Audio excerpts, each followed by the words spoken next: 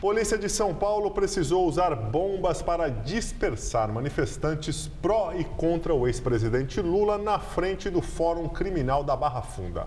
O petista e a esposa Marisa Letícia prestariam depoimento hoje no Ministério Público, mas foram dispensados por uma decisão liminar do Conselho Nacional do MP. Mesmo com o depoimento do ex-presidente Lula suspenso, os manifestantes não deixaram de ir para a frente do Fórum Criminal da Barra Funda. E no início do protesto, uma cena inusitada. Pessoas que vieram dar apoio ao ex-presidente dividiam o mesmo espaço com quem pedia a prisão do petista. Existe um ditado, que diz que onde há fumaça, há fogo. Então, nós apoiamos para que a justiça seja feita. Nós estamos aqui de prontidão para defender não só a questão do Lula, mas em defender a democracia. Mas o clima de tranquilidade durou pouco. Agora a Polícia Militar decidiu separar os grupos. Olha, de um lado estão os manifestantes que dão apoio aí ao ex-presidente Lula. Do outro lado, os manifestantes que pedem o impeachment da presidente Dilma, pedem também a prisão do ex-presidente Lula. E isso foi tomada, essa medida, porque os ânimos ficaram mais exaltados. E não faltaram provocações dos dois lados. Ladrão é na cadeia! Ladrão é na cadeia!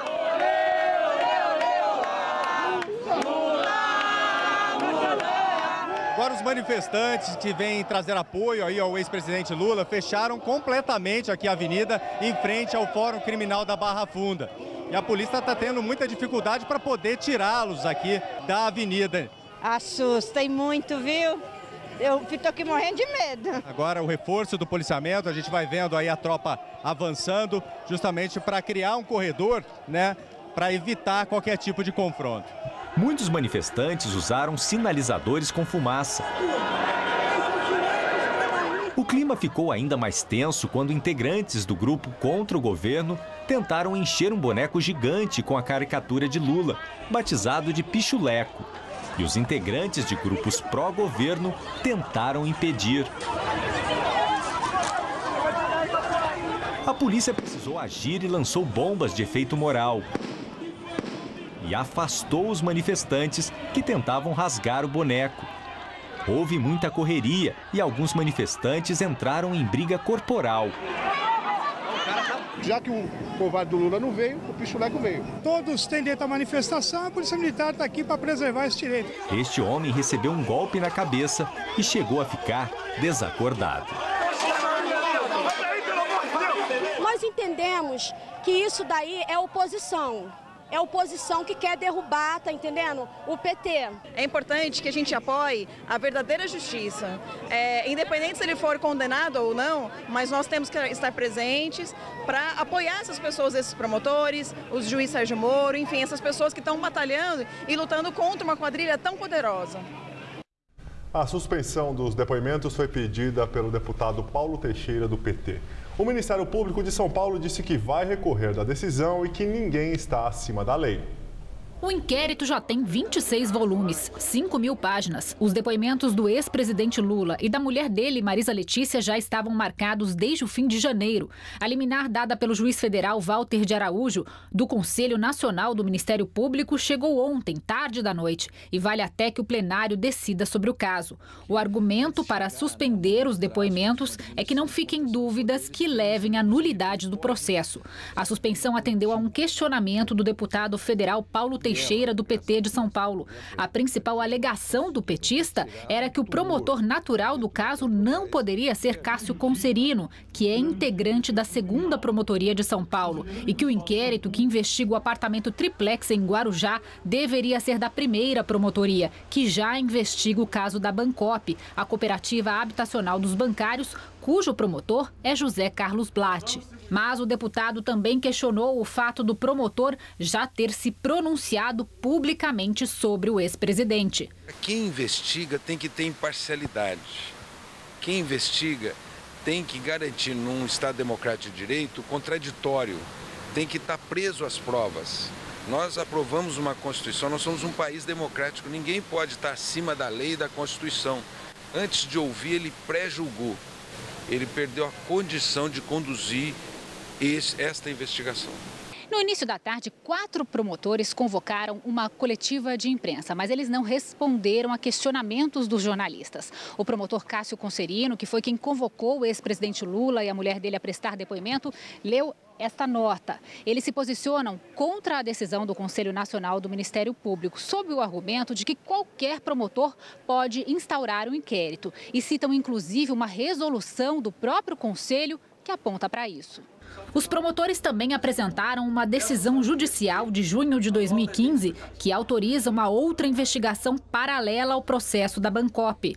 Quanto à alegada antecipação de juízo de valor, noticiada pela imprensa escrita, esclarecem que apenas foram divulgados fatos e informações de interesse público, sem que isso possa gerar qualquer suspeição dos promotores de justiça condutores da investigação.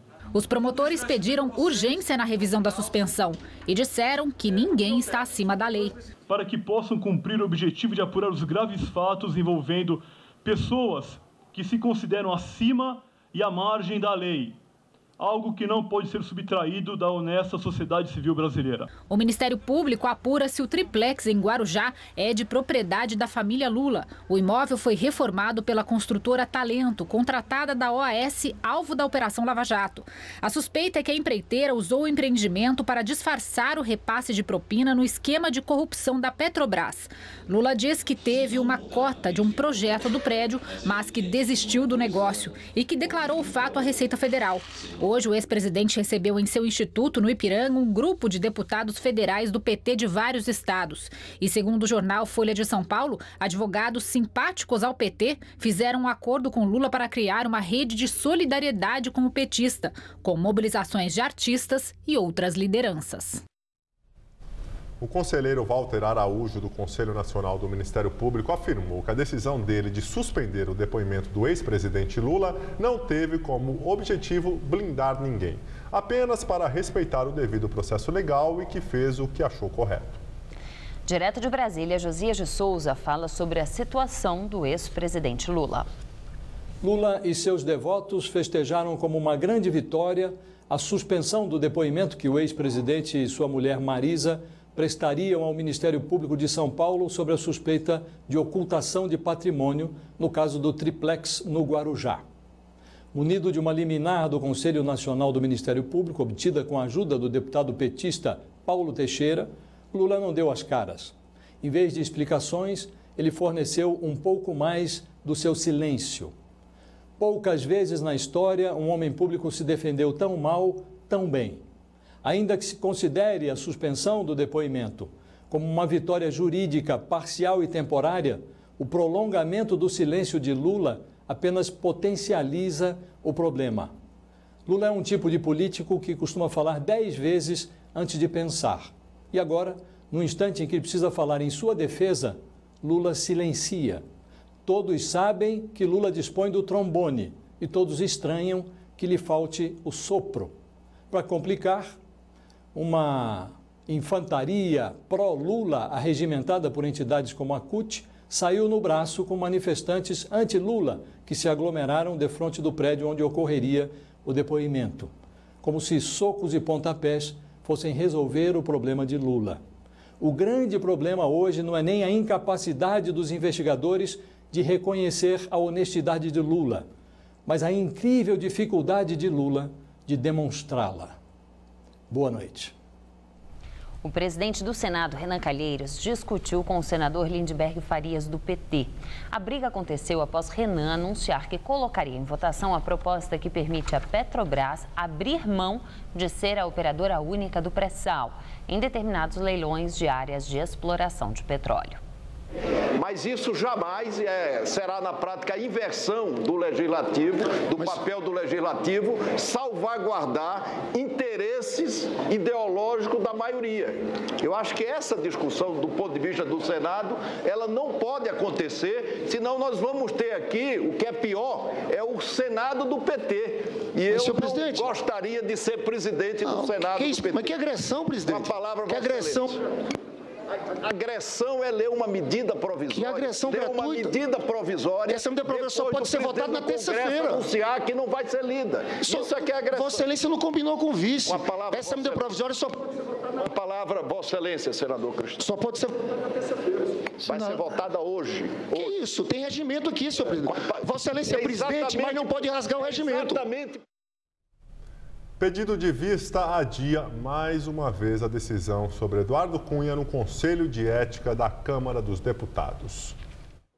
Hoje, o relator do processo, o deputado Marcos Rogério, do PDT, leu novamente seu parecer e manteve o voto pela abertura do processo contra o presidente da Câmara por quebra de decoro parlamentar. O relatório de Rogério já tinha sido aprovado em dezembro, mas a votação foi anulada recentemente pelo vice-presidente da Casa, Valdir Maranhão, aliado de Eduardo Cunha. Ele alegou que não foi dada a oportunidade dos parlamentares pedirem vista do processo antes de votar. Hoje também falou no Conselho de Ética o advogado de Cunha, Marcelo Nobre. Como já era previsto, um deputado pediu vista, foi o Wellington Roberto, do PR, seguido por outros parlamentares. Com isso, a votação só pode ocorrer após 2 dias úteis. Aliados de Eduardo Cunha têm adotado essa manobra para adiar a análise do processo. Uma nova sessão foi marcada para terça-feira da semana que vem. O deputado Leonardo Pisciani, aliado da presidente Dilma, foi reeleito líder do PMDB na Câmara. Antes da votação, que elegeu Pisciani, o ministro da Saúde, Marcelo Castro, foi recebido com protesto na Câmara dos Deputados. O ministro da Saúde, Marcelo Castro, foi recebido na Câmara por um grupo de manifestantes fantasiados de mosquitos Aedes aegypti. Castro se afastou temporariamente do cargo de ministro para votar na eleição do líder da bancada do PMDB. O ministro não chegou a ver o protesto porque estava falando com a imprensa. Ele foi duramente criticado por parlamentares da oposição por deixar a pasta em meio à crise provocada pela epidemia de dengue e zika vírus. O protesto foi patrocinado pelo Solidariedade, partido aliado de Eduardo Cunha. Leonardo Pisciani recebeu 37 votos e Hugo Mota, 30. 2 deputados votaram em branco. O placar apertado reflete uma divisão na legenda. De um lado, os aliados da presidente Dilma e, de outro, os deputados que defendem o impeachment. Leonardo Pisciani vai ter papel fundamental daqui para frente. Caberá ao líder de cada bancada indicar os integrantes da comissão especial que vai analisar o pedido de impeachment da presidente Dilma. Eu, pessoalmente, mantenho a minha posição contra o impeachment por entender que não há fundamento jurídico, não há cometimento de crime de responsabilidade que justifique a abertura do processo. Essa é a minha posição pessoal. Pisciani disse que vai buscar apoio do rival Eduardo Cunha. Já o presidente da Câmara dos Deputados disse que não se sente derrotado. Cunha argumentou que ele não perdeu, porque não estava disputando, e que apenas apoiou um deputado com menos votos. Por 7 votos a 4, o Supremo Tribunal Federal decidiu admitir que um réu condenado na segunda instância da Justiça começa a cumprir pena de prisão, ainda que esteja recorrendo aos tribunais superiores. Até então, o réu podia recorrer em liberdade ao Superior Tribunal de Justiça e ao próprio Supremo Tribunal Federal. Isso porque a Corte entendia que a prisão só era definitiva após o chamado trânsito em julgado do processo, por respeito ao princípio da presunção de inocência. E agora vamos ao comentário de política com Bob Fernandes. Manifestantes contra e a favor de Lula se confrontaram em frente ao Fórum da Barra Funda em São Paulo, no que pode ser visto como um primeiro round. Walter de Araújo, do Conselho Nacional do Ministério Público, suspendeu o depoimento que Lula e Marisa dariam ao promotor Cássio Conselino. Walter acusa Conselino de transgredir seus deveres funcionais. Conselino diz que seguirá investigando pessoas que se consideram acima da lei. O plenário do Conselho decidirá sobre o assunto. O assunto, objeto de ampla batalha midiática, chama-se triplex. Na terça-feira, na Folha de São Paulo, o cartunista Laerte publicou o cartoon que soa enigmático para quem não frequenta redes sociais. Tabuleta desenhada por Laerte com uma mansão de 3 pisos ao fundo anuncia: aceito permuta com o triplex em Guarujá. O triplex do Guarujá é o que acusam Lula de ser dono, o que ele nega. O desenhado por Laerte tema por hora confinado às redes sociais é da família Marinho, da Globo, em Paraty. O do Guarujá, no condomínio Solares, está há meses sob investigação midiática e agora judicial. O outro, de Paraty, estourou nas redes sociais há dias em investigações e publicações de jornalistas e blogs. Os triplex, segundo as distintas investigações e versões, teriam como proprietários formais subsidiárias diferentes da holding panamenha Mossack Fonseca. Holding essa que brotou da Lava Jato como suspeita de ser multinacional branqueadora de bens e capitais. Tudo isso, por hora, de parte a parte, são investigações judiciais e ou jornalísticas num vasto leque de mútuas suposições e acusações. Ainda que de um lado ou de outro se busque desqualificar ou esconder, um fato é inegável. Milhões e milhões de pessoas já tomaram conhecimento disso aqui e agora exposto, seja nas mídias tradicionais, seja pelas redes sociais. O Brasil tem 193 milhões de pessoas com TV em casa e 89% dos brasileiros ouvem rádio. Brasileiros têm 258 milhões de celulares e mais de 100 milhões usam redes sociais. O que falta mesmo é espaço econômico justo para produção, veiculação e debate verdadeiramente plural de conteúdos. Boa noite. A agência de classificação de risco Standard & Poor's volta a rebaixar a nota do Brasil agora de BB+ para BB. Além de ter sido cortado um nível, o rating continua com perspectiva negativa. A Standard & Poor's havia retirado o selo de bom pagador do país em setembro do ano passado. O anúncio do corte do rating brasileiro afetou imediatamente a Bolsa de Valores de São Paulo. O Ibovespa, que subia mais de 3% antes da divulgação da nota, despencou 1.000 pontos em menos de uma hora. No final do pregão, o índice se recuperou um pouco e fechou o dia em alta de 1,82%. E agora vamos ao comentário de economia com Vinícius Torres Freire. Ele fala sobre esse rebaixamento da nota do Brasil. O Brasil está com menos crédito na praça. Como a gente acabou de ver, o governo do Brasil foi rebaixado por uma dessas empresas que avalia o risco de um país ou firma dar calote. O governo do Brasil já era classificado como de risco desde o final do ano passado por essas empresas. Mas antes disso, já era classificado como de alto risco pelos credores, pelos donos do dinheiro grosso, pelos investidores. Quanto mais arriscado é um país, mais caro fica para o governo, para empresas e até para nós mesmos tomarmos empréstimos. O que mudou? Não muito agora, de imediato. Esse novo rebaixamento apenas confirma e espalha ainda mais pelo mundo a ideia de que a recuperação da economia do Brasil vai ser lenta. Por que o Brasil foi ainda mais rebaixado? Porque, segundo essa empresa, a S&P, o governo tem apenas planos de corrigir problemas, tais como a sua pindaíba, e não mais que isso, não mais do que planos. Mesmo que fossem projetos concretos, o risco de não serem aprovados é grande, dado o tumulto na política, piorado, entre outros motivos, pelos escândalos de corrupção. Além do mais, arrumar as coisas fica especialmente difícil em um ano que será de recessão profunda. A economia deve encolher quase tanto quanto no ano passado. Com a economia encolhendo, a receita de impostos do governo cai. Como é difícil cortar gastos, a pindaíba do governo continua. A pindaíba do governo é um dos principais motivos dos juros altos e da desconfiança no futuro do Brasil. Na prática, o rebaixamento vai piorar nossa vida neste ano, por exemplo? Não. É apenas mais um sintoma de que estamos muito mal. No entanto, essa baixa do crédito significa que a recuperação vai ser um pouco mais demorada. Alguns economistas começavam a dizer que o país para de piorar entre meados deste ano e o final. 2017 seria um ano de estagnação. Não pioraria, nem melhoraria. Começaríamos a sair do fundo do poço apenas em 2018. Começaríamos. Boa noite. Em comunicado, o ministro da Fazenda, Nelson Barbosa, afirmou que o rebaixamento da nota brasileira é temporário e será revertido assim que as medidas em andamento comecem a produzir efeitos. A seguir, Papa Francisco encerra a viagem ao México. Na Síria, os primeiros caminhões com ajuda humanitária chegam às cidades sitiadas. Na Turquia, a explosão mata pelo menos 28 pessoas.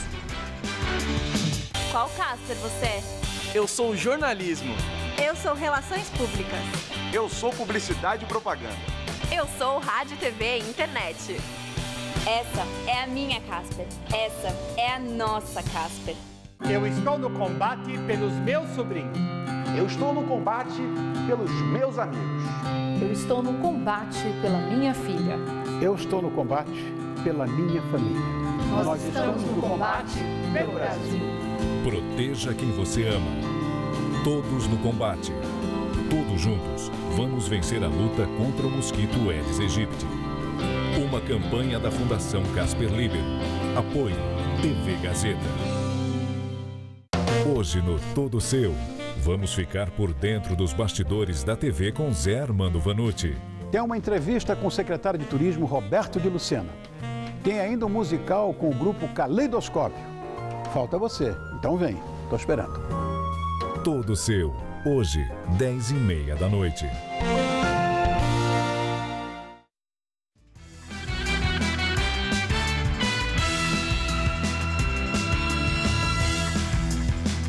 Explosão em Ankara, a capital da Turquia, mata pelo menos 28 pessoas e deixa 61 feridos. As autoridades acreditam que um carro-bomba teria provocado a explosão no centro de Ankara, perto do prédio do parlamento. O exército emitiu comunicado afirmando que foi um atentado terrorista contra veículos militares que estavam parados num semáforo.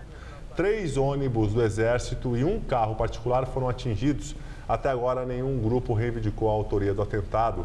As suspeitas do governo recaem sobre o Estado Islâmico ou sobre os separatistas curdos, que a Turquia considera como grupo terrorista.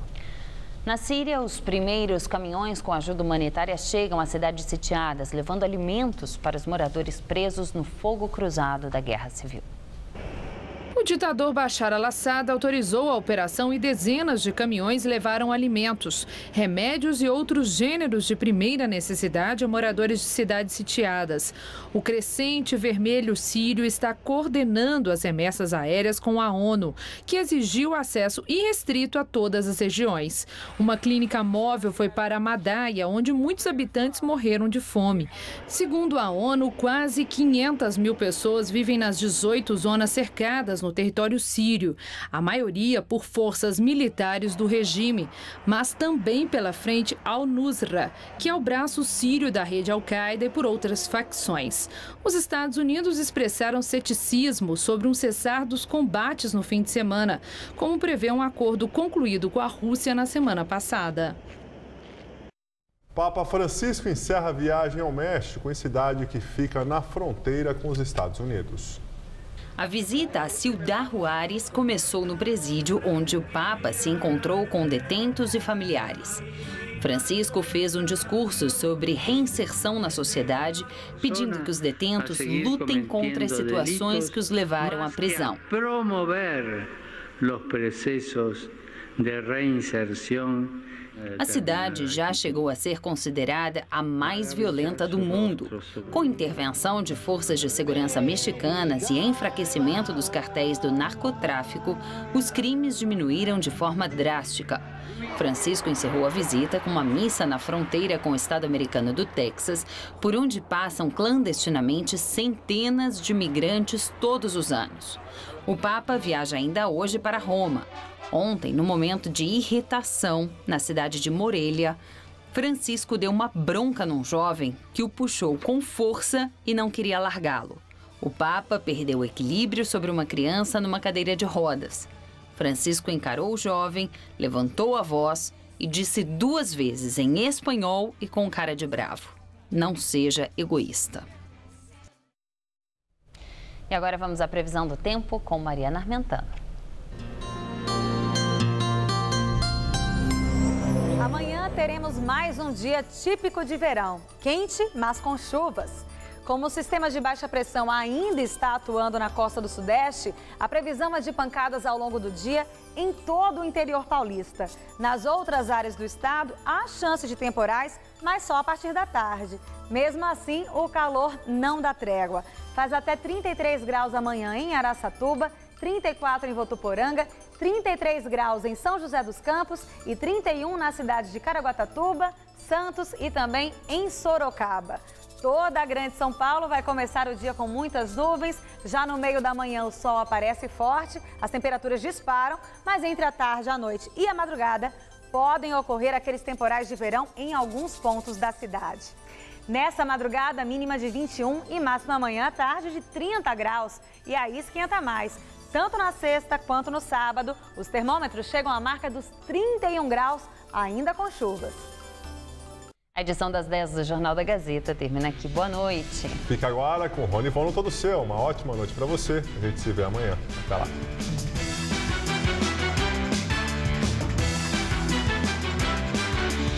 O Mundo à Mesa fala sobre pratos que só são servidos em ocasiões especiais. Logo mais, 11h30 da noite. Assista agora, Todo Seu.